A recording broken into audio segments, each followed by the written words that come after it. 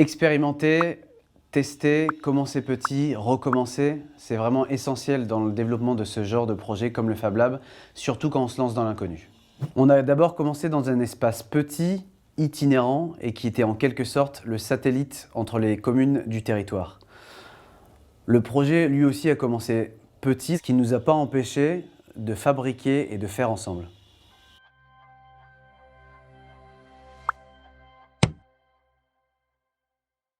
L'objectif était de pouvoir aller à la proximité des usagers pour aller rencontrer les citoyens, leur montrer que de fabriquer ensemble, c'était possible.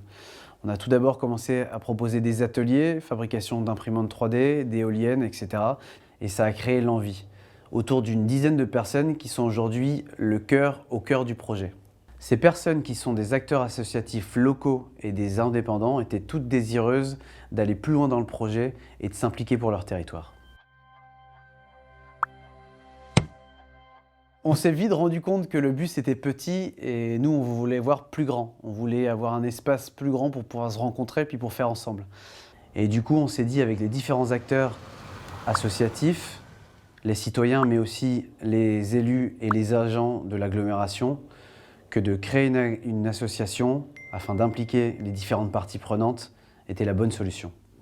Cette expérimentation qui est basée sur un modèle un peu hybride parce qu'elle implique différents acteurs a permis en 2017 de créer l'association Concarlab.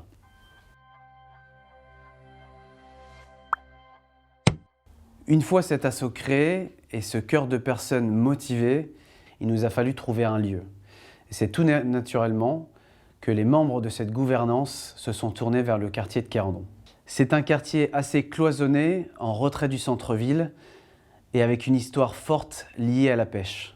Un quartier prioritaire, c'est-à-dire avec un nombre de personnes aux revenus faibles, parfois en difficulté sociale, mais qui regorge souvent de talents cachés.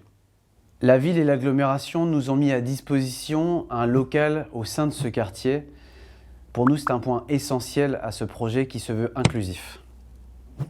Enfin, nous avons pu consolider cette expérimentation par la signature d'une convention entre les différentes parties prenantes que sont la ville, l'agglomération et l'association Concarlab.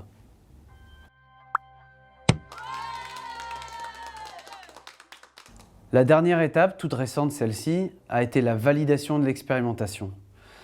Avec la labellisation en France par le gouvernement des tiers-lieux, les fabriques de territoire, ce qui légitime aussi nos actions au quotidien. Ça fait peut-être un peu idéaliste, mais on a fait pas mal d'erreurs qui nous ont permis de comprendre que certaines expérimentations ne fonctionnent pas, et c'est normal. Le droit à l'erreur, c'est important dans les Fab Labs et dans la vie d'ailleurs. Il faut célébrer les petites victoires.